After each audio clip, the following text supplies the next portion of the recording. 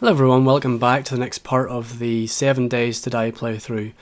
In this video I'm going to be defending the day 7 Horde using my starter base. If you've seen an earlier video I showed you guys how to make this base.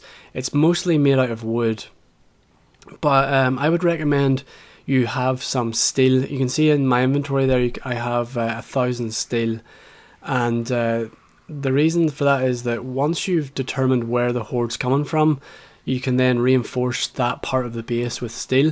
Generally the zombies will attack on one side of your base, and so it's not, I mean, if you can afford to do it, then just reinforce your entire base, all your spikes with iron, and maybe a few walls. But if you don't have enough, like I don't think I had enough right now, so I just sort of put 1,000 in my inventory, and I'll just reinforce that as I need to. So like I said, it's day 7. I've been spending most of the day in my base just kind of awaiting the Horde, because I'm not sure exactly what time of day they attack, or even when, you know, if it is at this particular time, or it could just be any time. I think it's quite random, so I just kind of spend most of my day in my base, just maintaining it and kind of keeping up the spikes and stuff like that, and repairing them when I need to.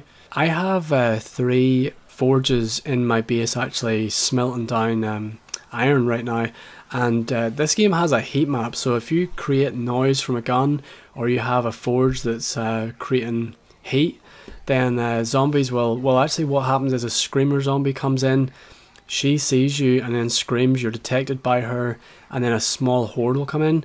So I get quite a few kind of small hordes, and you can see the moon in the background there is still white, and it's not until that actually turns red that the Horde will start spawning, like the actual day 7 Horde. So like, as you can see there in the background, there's a screamer wandering about, and she's attracted the attention of a few zombies. If you do see her, then pretty much kill her as quickly as you can, and hopefully not too many zombies will spawn. On this playthrough I'm kind of trying to get zombies to actually come to me, and that's why I haven't really minded where the forges are. Like if you were conservative, you would maybe put your forges in like somewhere not in your base, but I actually don't mind. I'm trying to fight as many zombies as I can, because the more zombies you kill, the more rank you get and stuff, so I'm just trying to get like a high rank and trying to get some experience points by killing the zombies. But as you can see, it's 8 o'clock on day 7. We still haven't got any sign of the major Horde come, so I'm going to just jump to the part where the large Horde spawns in.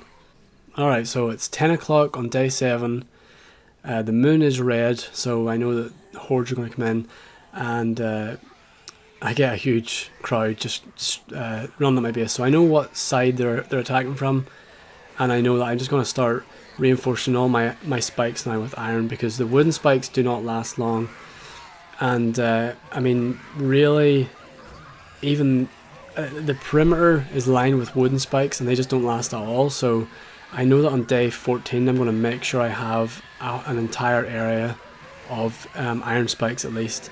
But for now what I do is it's a combination of repairing spikes and shooting the zombies when I get time. And in the scavenging video you've seen I got a whole pile of shotgun shells and a shotgun, so this comes in really handy right now. If you don't have that, then bow and arrows reasonably good for the zombies. If you get a headshot it's much better. But I was lucky enough to have this shotgun, so I just kind of used it. There's a certain zombie called a feral zombie, and those things, I haven't had it on this playthrough, and it doesn't actually come in this day 7 wave. I think they probably leave it until about day 14, or maybe even later than that, for the feral zombies to spawn. But if you guys get any of them, they can take, I would think, up to like 20 shotgun shots just to kill them, and they get really tough, so you'll definitely want to have some sort of weapons by the time they come. And you can see here that my spikes on the outer side are all pretty well gone. They've just been chipped away at by the zombies, and they're actually chipping away quite a lot of this corner part. And I didn't really think about it too much, but my walls downstairs were actually starting to get damaged as well, so I run down quickly and start repairing down around here. And again, this is why you'll want to start putting some iron on there, and just to reinforce them that little bit more. I wanted to see how far I could go with a wooden structure, but to be honest, a day 7 horde is quite intense. The actual fight itself lasts for about 5 to 8 minutes, but that's like a constant stream of zombies to kill. Now the spikes do a pretty good job, but you can already see that large sections of my spikes are taken out. You can actually lay spikes on top of zombie dead bodies, and they do start piling up quite a lot. So you have to actually go up there and destroy any of the corpses that are lying about. I'm really glad I actually stumbled across this shotgun when I was scavenging, and I think I would have been kind of lost without it, but to be honest, whenever I spent time using my shotgun, what would happen is I would start losing spikes.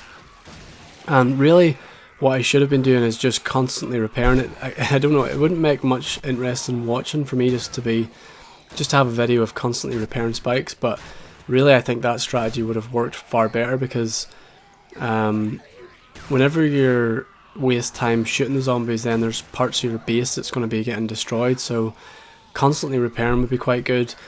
Ideally, if you had like a friend that would help out and the game actually let you play co-op, you could have one person or more than one person standing shooting down at the zombies and then someone else repairing it from below. I think that would be a pretty good method of getting through these waves, but for the console version anyway, co-op play is not really working for me right now, which kind of sucks. So you're kind of left doing 2 jobs at once. You're trying to get up to the top and shoot down at them as much as you can, but also you have to be repairing your base and spikes. But this base is modular. I'm going to build extra parts onto it, and the plan is that once one part of my base starts to get damaged, I'm going to like move over to the next part, and that's the idea anyway. It means that I can fall back once one part of the base is getting destroyed. So here you have, I'm come up top now, and you can see the devastation down below. Like a lot of my spikes are gone, and there's lots and lots of dead bodies here.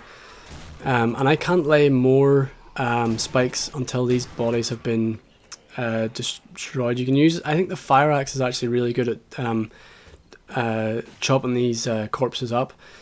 Search as many as you can before you do that, but for some reason the game just kind of doesn't let you search that. Now, I get one zombie dog here, but he's easily taken care of with my sledgehammer, and I was in a bit of a panic here and trying to get stuff done quick, but I should have had my fire axe down in my little quick select thing and used it, but I was trying to use like different tools to break up the body parts, but I should have just used the fire axe and just quickly laid some more. Yeah, so I start laying a few more spikes, but honestly I don't think I get much time. There's like a zombie dog, I can hear it growling, and I get like panicked, so I run back into my base and just I run back into my base actually, and I start to lay the spikes from down below. And that's the good thing about this system. I'm using these pipes. I can do that from down in the base and I don't have to worry. But problem is I have to go up top first and start to get rid of the bodies. So as I'm laying these spikes down here and just kind of reinforcing them a little bit, I'm looking at the clock and thinking, okay, it's there's only like a couple of minutes left in day 7 here, so I've got past the horde and I've done it. That was really easy. And then I come upstairs and repair the walls of my building a little bit more, and I think that's pretty much it. That's everything's fixed. Even though there's only a couple of minutes left, I get this second horde. I don't know if I'm not sure how the hordes work. Like maybe you can just get more than one, but this one was as bad, if not worse, because I just fought. You can see the moon's still red in the background there, so I think there must have been just a little bit more of the day 7 horde that trickled over into day 8, and I just wasn't expecting it, and I had just had a big horde, so a lot of my spikes were badly damaged and some weren't even laid, and I'd used quite a few of my shotgun shells I think at this stage. Yeah, as you can see there, like some of the spikes aren't even there, so I wasn't expecting this one, and it was as difficult, if not more difficult, than the previous horde. Luckily there was no feral zombies again in this one, because I have fought those guys before and they are really hard. But there was a huge horde this time, and there was times where I looked up and the zombies just completely filled my screen. And I'm not going to show all the footage of this because it does last. This attack lasts just over 8 minutes as well, and it's pretty much just footage of me just repairing spikes and shooting my shotgun up at them. and also repairing the walls a little bit as well, because they did start getting damaged a little bit, and if those zombies did start breaking through that and getting into your base, you would have some real problems on your hands. And I think I did actually come quite lucky. I just repaired it in time, I think, for a few of them. My next building, which will be identical to this one, but it'll be made just across from this building, but it'll be made out of brick, and eventually those brick buildings will be made, I'll reinforce them with concrete, so I'll have like a concrete structure. But just to give you an idea of the devastation this wave caused, you can see that this whole section almost has no spikes. There's a few steel ones directly below me, but you can see the number of bodies there. I would say there'd be at least 30 zombies killed, like, because the bodies disappear as well. So I'd say there would have been at least 30 zombies in this horde. So it makes you realise just how important it is to have a base very early on, or some kind of safe place to go to on day 7. And I think even though this is just a starter base, it coped quite well. There wasn't really any time where I was too worried that they were going to get in, but I think if I didn't have the steel to reinforce some sections, I probably would have been in trouble. I don't think you need to have a completely steel base at the start, but or iron, that's actually iron used to reinforce it. So there you have it. There was my base up against the day 7 horde. My next video will be me building the brick version of the base that we're in right now. So to watch that, please click a link on the screen now, and if you have any strategies for the day 7 horde, then please tell me. I'm a little bit frantic when it comes to day 7. I don't really know what percentage of time to be repairing and how much to be shooting. Maybe you've worked out a lot better than me, so please leave a comment if you know any better strategies.